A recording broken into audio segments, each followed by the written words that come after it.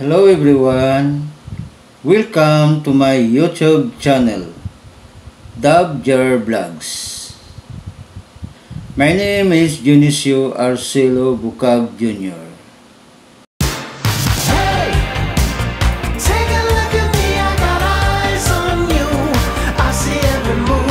For today's video, ang topic natin ngayon for my tips, tricks, and tutorials ay kung paano maipublic ang ating playlist na naka-private. So, bago pala tayo magsimula, may shoutout muna tayo sa aking mga followers na gustong magpa-shoutout. Shoutout muna tayo nito kay Jag Thunder. Hello!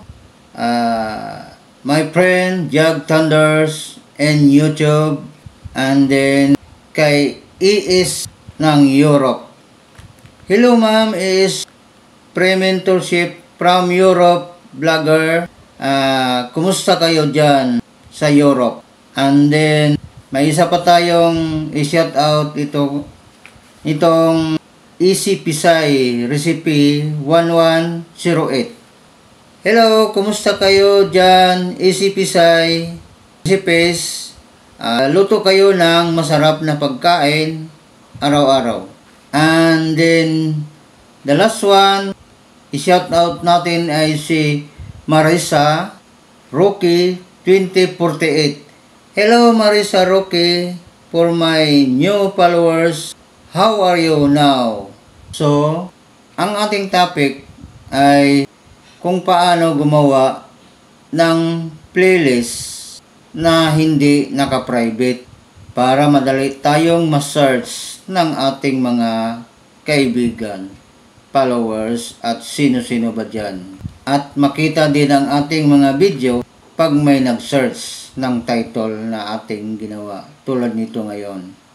Itong topic pala natin ngayon ay para lang ito sa mga baguhan na tulad ko na wala pang karanasan kung anong nangyayari sa yung pag-edit, at tulad sa akin na naka-private or paano yan maipublic.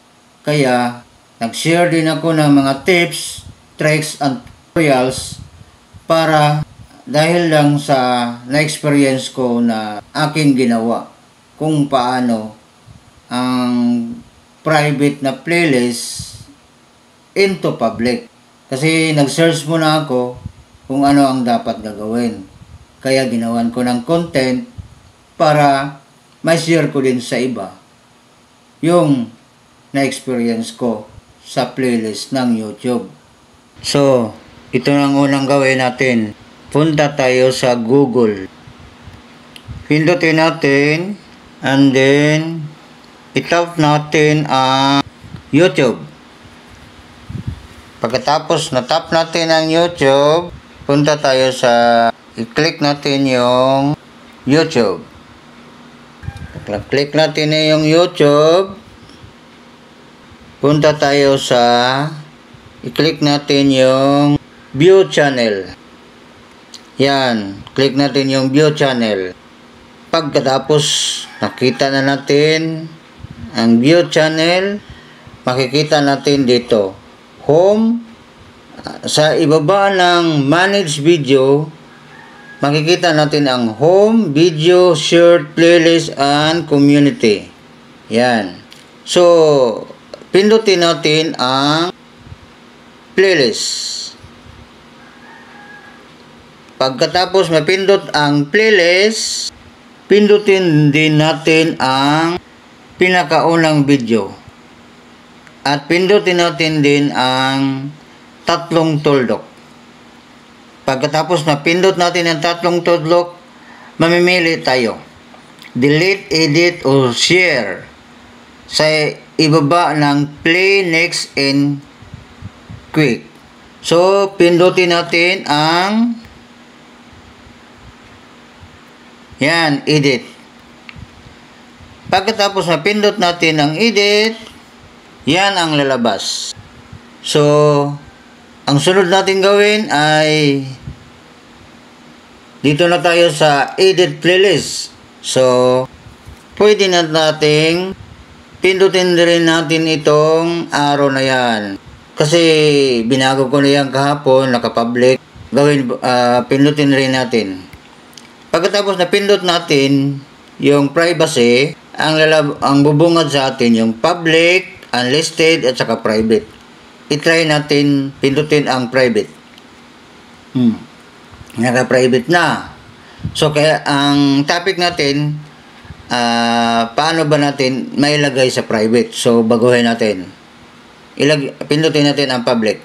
So, pagkatapos na pindot na ng public, huwag natin kalimutang pindutin itong save. Kasi, once hindi mo napindot ang save, useless lang yung ginawa natin sa settings ng mga adjustment. So, huwag natin kalimutang pindutin ang save. So, tapos na yan. Okay na yan. So, ipindot na natin ang save.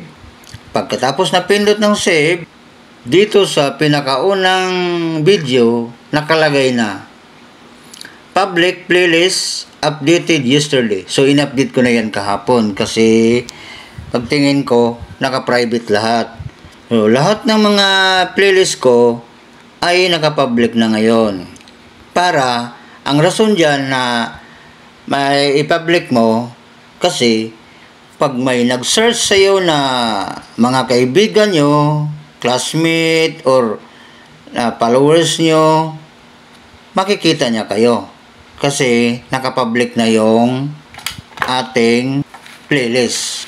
Yun na ang kaibahan. Kasi sa tuwing hindi pa natin yan nabago, kahit sino ang mag-search dyan, hindi makita yung mga video natin. Yung video, yung mga views, ang ating mga short video, at long form video. Diyan makikita na lahat. So, back na tayo sa menu. Ganun lang kadali kung paano magpalit ng naka-private na playlist into public.